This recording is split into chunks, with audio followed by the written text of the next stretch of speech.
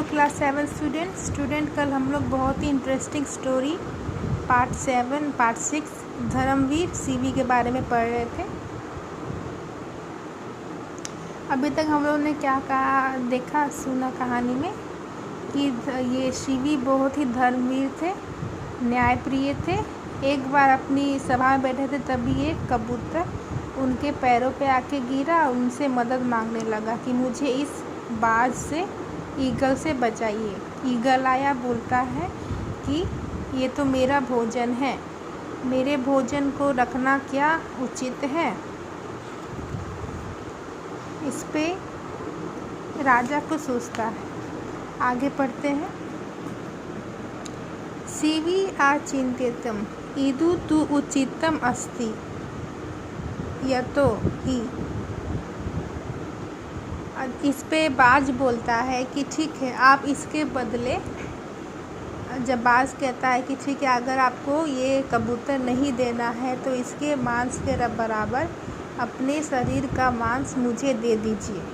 तब राजा सोचता है यह तो उचित है, यह तो ही, क्योंकि धनानि जीवतम चेव परार्थे प्राज्ञा उत्सृजते। मनुष्य, बुद्धिमान मनुष्य का धन और जीवन दूसरों के लिए ही होता है, दूसरों के लिए वो छोड़ देता है। वही बुद्धिमान होता है जो अपना जीवन और धन दूसरों पे निछावर कर देता है। सनिमिते वरम त्यागो विनाशे नियते संति। यदि विनाश निश्चित है तो उसे किसी अच्छे उद्देश्य, सनिमति में अच्छे उद्देश्य से त्यागना चाहिए। मतलब अगर मेरा जीवन खत्म होने वाला है तो मुझे उसको दूसरों के लिए त्यागना चाहिए। निरुपा सहर्ष शस्त्रम आदाय।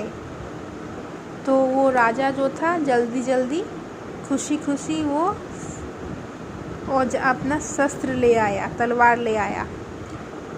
स्वे देहात किंचित मांसम तुल्याम आस्थापत्य। और अपना खुशी अपना थोड़ा सा मांस काट के उस तराजू में रख दिया।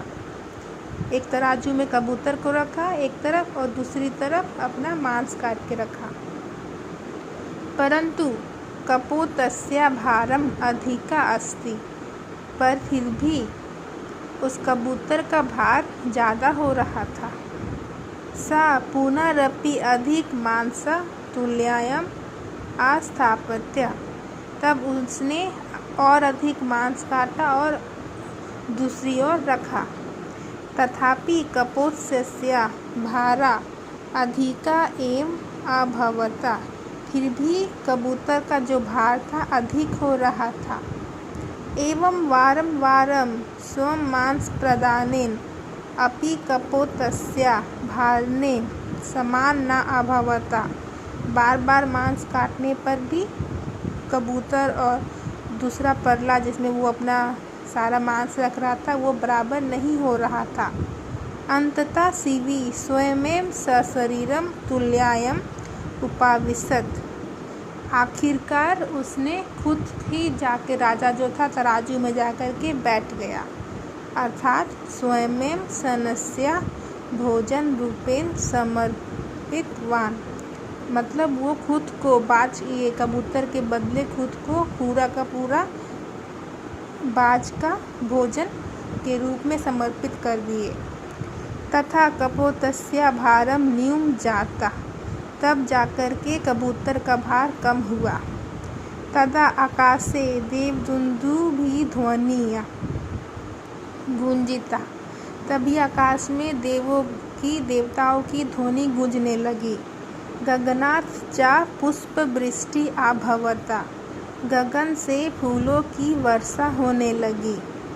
शयन रूपेधारी इंद्र कपोत रूपधारी अग्निश्च निज रूपा प्रकटिवंतो।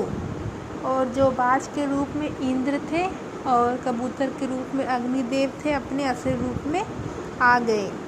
इंद्रा आवदता। इंद्र बोलते हैं, धन्योपि त्वं शिवे, शिवी आप बहुत धन्य हैं।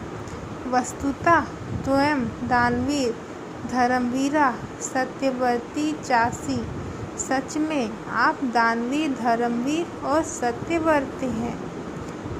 तव शरीरम पूर्वापेक्षया सुंदरम भवेत्। अब मैं आपको वरदान देता हूँ कि आपने जो भी आपके शरीर की हानि हुई है, आपका शरीर पहले से भी ज़्यादा सुंदर बन जाएगा, फिर पहले जैसा हो जाएगा, उससे भी ज़्यादा सुंदर बन जाएगा। इति मम आशीर्वादा, यह मेरा आशीर्वाद है। तब कृति अनंत काला यावत स्थास्यते। आपका जो कृति है वो अनंत काल तक स्थापित रहेगा। तो बच्चों, स्टोरी यहीं पर फिनिश होती है। आपको ये वीडियो देखिए, चैप्टर समझिए और जो ये वर्ड मीनिंग है उसको आपको लिखना है। देखिए, धर्मवीर शिवी ऐसा चैप्टर लिखना है, डेट डालना है और जो वर्ड मीनिंग है इसको कॉपी में लिख के आज दिखाना है। प्रोवाच बोला, प्राज्ञा बुद्धिमान, उत्तेजित छोड़ना चाहिए, परार्थे दूसरों के लिए, सनिमिते अच्छे उद्देश्य, आदाय ले आया, किंचित आदात है, एक सेकंड रुक जाइए।